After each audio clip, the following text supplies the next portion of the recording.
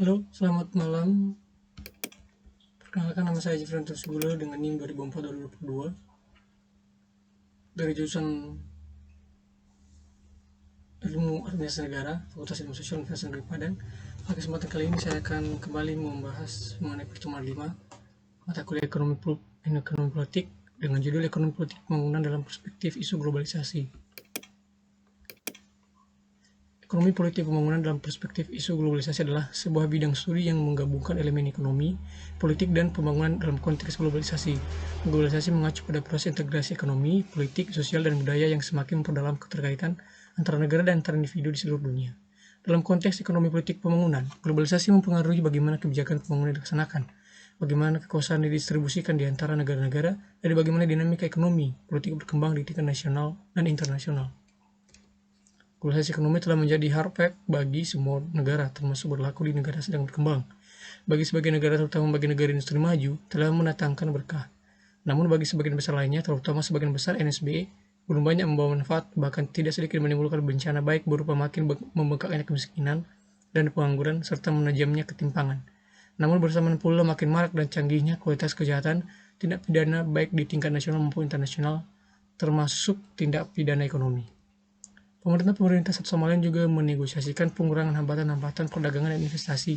Dalam peluang-peluang baru pada dasar mancanegara itu, terutama perusahaan-perusahaan multinasional, negara industri maju merelokasi pabrik-pabrik mereka, berproduksi, dan membuat aturan pemasaran dengan mitra lokal mereka. Dalam struktur industri internasional, ribuan perusahaan raksasa mancanegara beroperasi di banyak negara. Teknologi juga menjadi pegerak utama dalam globalisasi tersebut.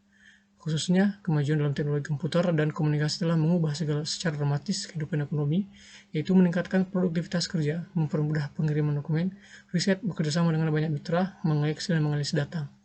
Teknologi informasi dan komunikasi ini diemban oleh semua pelaku ekonomi, yaitu konsumen, pencari kerja, pengerah tenaga kerja, dan kaum profesional yang menjadikannya sebagai alat baru dalam mengidentifikasi dan menjalankan peluang-peluang ekonomi dan bisnis. Oleh karena itu, banyak yang mengatakan bahwa globalisasi itu adalah fenomena yang sangat menjanjikan. Ekspansi perdagangan internasional boleh dikatakan menawarkan banyak peluang, termasuk kepada yang paling miskin sekalipun, untuk memperbaiki keberuntungan ekonomi mereka. Tetapi globalisasi juga bisa berdampak tak nyaman. Kebijakan yang buruk dapat menelantarkan satu negara atau sebagian besar penduduk satu negara yang berada di pinggiran perekonomian dunia.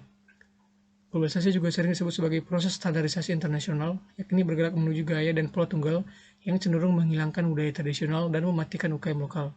Contohnya, perusahaan-perusahaan raksasa seperti Microsoft yang mengontrol sistem operasi lebih dari 90% personal komputer yang dijual di pasar dunia saat ini. Monopoli yang berkembang dalam perdagangan gandum, industri energi, dan banyak sektor lainnya. Jadi, sebenarnya globalisasi juga berarti sejumlah kecil perusahaan mengontrol sedemikian rupa total bisnis dalam satu sektor, yang memungkinkan mereka dapat mengontrol pasar, misalnya dalam industri kimia, komunikasi, bioteknologi, dan keuangan. Globalisasi dalam arti empiris bisa mengandung gejala sebagai bentuk imperialisme baru dari negara-negara industri maju, visi-visi negara-negara sedang berkembang atau SNB.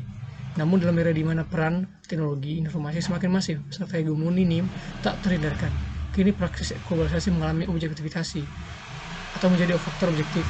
Semua negara mau tak mau menerima Organisasi Perdagangan Dunia atau WTO menjadi badan supranasional yang mampu memaksa negara manapun mencabut semua hambatan tarif dan non-tarif. Beberapa isu kunci dalam perspektif ekonomi politik pembangunan yang berkaitan dengan globalisasi antara lain kesenjangan sosial. Globalisasi telah menciptakan kesenjangan ekonomi yang signifikan antara negara-negara maju dan berkembang. Kemudian perdagangan internasional. Globalisasi telah mengubah lanskap perdagangan internasional dan membuka pasar baru dan meningkatkan arus perdagangan antar negara. Namun hal ini juga dapat menyebabkan ketidaksetaraan dalam akses pasar dan pemanfaatan sumber daya, terutama bagi negara-negara yang kurang berkembang. Investasi asing langsung. Investasi asing langsung atau FDI telah menjadi salah satu aspek penting dari globalisasi ekonomi. Meskipun dapat menjadi sumber pertumbuhan ekonomi bagi negara-negara penerima, FDI juga dapat menyebabkan ketergantungan ekonomi dan mengorbankan kedaulatan ekonomi nasional. Ketidaksetaraan internal. Globalisasi tidak hanya memperdalam kesenjangan antar negara, tetapi juga dapat meningkatkan ketidaksetaraan internal di dalam negara. Hal ini dapat terjadi melalui polarisasi ekonomi antara kelompok masyarakat dan juga melalui peningkatan tekanan pada sistem politik dan sosial. Kemudian regulasi ekonomi global. Isu-isu global seperti perdagangan, keuangan, dan lingkungan semakin sulit diatur oleh negara-negara secara mandiri. Ini memunculkan pertanyaan tentang peran pemerintah dalam mengatur pasar dan memastikan bahwa dampak globalisasi tidak merugikan kepentingan publik. Dalam perspektif ekonomi politik pembangunan, penting untuk memahami bagaimana globalisasi mempengaruhi distribusi kekuasaan, kekayaan, dan kesempatan di tingkat lokal, nasional, dan global. Ini melibatkan analisis tentang bagaimana institusi-institusi internasional, perusahaan multinasional, dan kebijakan ekonomi global memainkan peran dalam pembangunan ekonomi dan politik di seluruh dunia. Baik, terima kasih kesempatan yang telah diberikan kepada saya. Bila ada kata salah, mohon maaf. Sekian dan terima kasih.